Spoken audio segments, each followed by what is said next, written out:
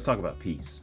Peace is defined as being free from conflict or being free from disturbance. It's a tranquility. It is a calmness. That is what peace is. But when we talk about peace in the biblical sense, or as disciples of Jesus Christ, we're talking about not just the absence of conflict or disturbance, but also peace as the presence of God. There is something that is added that brings about peace.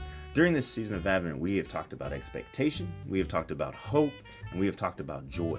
All of these things are connected and come together. And when they do, they give us a sense of peace. And that peace comes from the presence of God in our lives. In other words, from Emmanuel, God with us. There are many different kinds of peace that we have as human beings and as Christians, all of which move in and out of the story of Samuel, which is what we're going to look at this week. Today, I want to talk about three different kinds of peace that we see in the story of Samuel.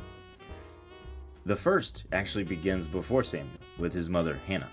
And that kind of peace is what we might call an emotional peace or a psychological peace. It's a peace that is internal to ourselves. And the opposite of that kind of peace might be understood to be anxiety or despair or depression. Emotional peace is when we feel good, we feel right, we feel like we understand what's going on inside of us. We understand the meaning and purpose behind what we're doing in our lives. It is the kind of peace that brings a calmness to the waves that so often are tumultuous within us, or so disturbing within us, that are oftentimes just whitecapping within us. This is the kind of peace that we have when we talk about having peace of mind, or when we're at peace with ourselves and our place in the world.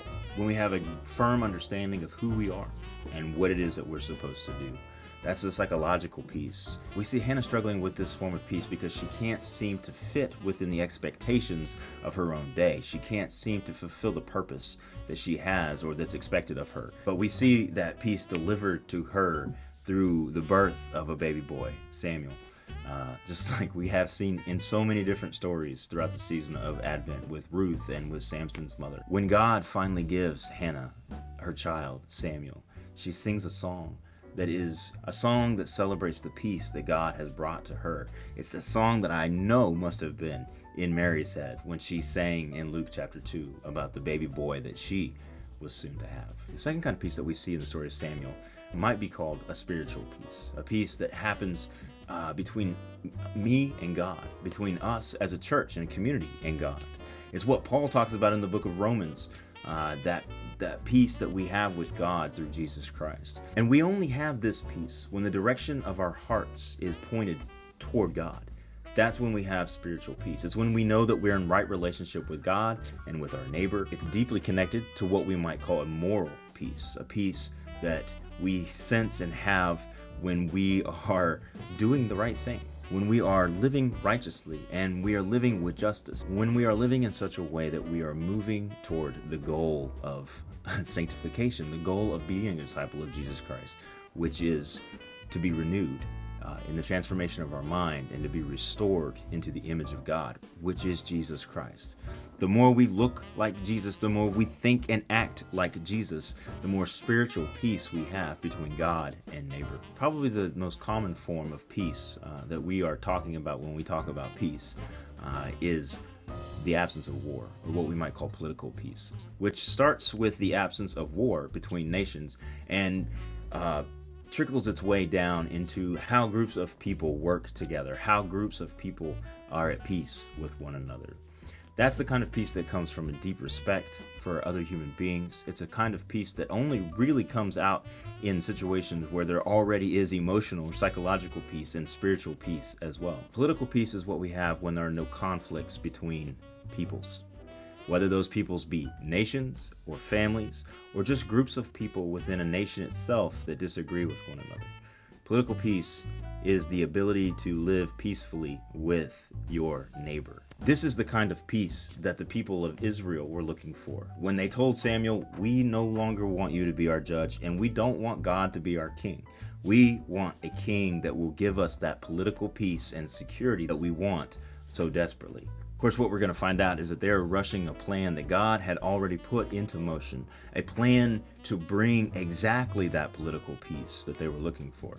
The thing about these three forms of peace, political peace, spiritual peace, emotional and psychological peace, is that all three of them are deep concerns of God. And all three of them are embodied in Jesus Christ. The peace that comes through Jesus Christ, through Emmanuel, God with us, is certainly a psychological and emotional peace. It's a peace with ourselves, with the inner turmoil and the inner conflicts that we feel on a daily basis, with despair and anxiety and depression and all of these things that seem to just churn up our soul.